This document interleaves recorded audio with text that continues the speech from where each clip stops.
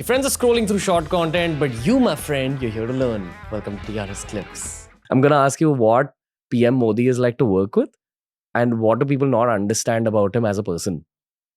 So I think, people have this view that he has this preset view of the world and he rams it through. Absolutely not true. If there is anybody who is a good listener, this has got to be this Prime Minister. Let me tell you, I've now worked with him now for 6 years. First as Prime Minister, as Principal Economic Advisor, and now directly as part of his Economic Advisory team. I have been in meetings with other people there, and I have been in many one-to-one meetings with him. My God, he listens. And by the way, if there's anybody who actually will change his mind, if you give him evidence that whatever his preconceived view is needs to be changed because this is what the evidence is, he changes his mind. And that, I believe, is the greatest trait of a leader, that when presented evidence, contrary to his whatever may be his preconceived idea, he changes his view. And I think that is an amazing trait. So the ability to listen is, I would say, his biggest strength. Okay. And that's usually where growth as a leader stops, right? Like the moment you kind of stop taking feedback or you stop listening. Absolutely. Okay. So Prime Minister Modi is all about feedback loops. It is those who work closely with him, all of them will tell you he is an unbelievable listener. Okay. The reason I'm asking about PM Modi and we're talking about self-criticism is because I want to ask you if you think that he considers his whole term exactly how he wanted it to go. So when he became Prime Minister for the first time, he must have had certain visions of like how he wants to govern the country. Do you think he looks back at it as like perfection, or he feels that no, this could have been improved, that could have been improved? I think he'll always think that, because first of all, he's a person who's always being driven. So no matter what his vision was in the beginning, I mean, I only have a general view. I can't look inside his head. But I would say that the nature of the job is such that you are being hit by all kinds of shocks all the time. I mean, COVID is one shock, then Ukraine war comes along, now global financial crisis is happening, or may not happen, but looks like something is brewing. So you are navigating this ship through very, very stormy waters. And it's a very complicated, large ship where you could barely tell where the front is and the back is. So in this really stormy, messy situation, the job is not to aim for perfection. You can't. No leader of any major economy in the world will be able to do that. Because something is going to go wrong. Something's going wrong all the time. That is the nature of it, and this is just in the administration of the economy. There's also, elections are happening. He's losing and winning in state elections. Then in the middle of it, El Nino effect will happen and drought may happen. All kinds of natural disasters, earthquakes. So you are dealing with an extremely chaotic universe. So there is no sense of thinking about any rigid perfectionist idea.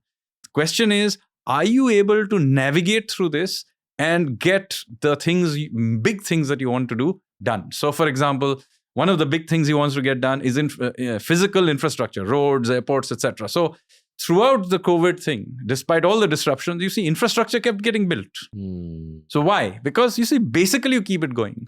Now, some of it may also go wrong. I mean, you may end up building an airport somewhere, and it turns out that it's not going to have the traffic you forecast or whatever. Those things will, at the edge, things are always going off. But it's a question of managing the whole thing, believing in your team, empowering them, and providing leadership when things go wrong. That is actually the biggest and most complicated thing. You can always have technocrats telling you what to do. See, I can also have views, and I do have views on how the economy should be run, etc. In the end, I'm not the person who takes the political flack when things are going wrong. So somebody like Prime Minister Modi is ultimately a leader, not just because he is doing what he's doing, but he is also, in some sense, the person who will be blamed if it goes wrong. And he still has to provide leadership through all of that. So he's the person who is taking the risk, not me. Yeah, I think mentally you have to be built like a bull to be able to. Absolutely. This is really, this is about character in the end. I've often wondered why someone would willingly sign up for a job in politics, especially those kind of political ambitions. I'm sure power is like kind of seductive, but do you really want this kind of a life where it's so intense and you are going to trade off your mental health repeatedly?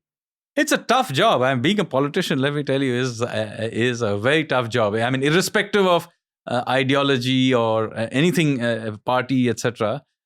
Being a politician is a 24/7 and very tough job. Even if you're a local MLA in some state with whatever, it's tough. Your local constituents will turn up at your door. Your son needs a job.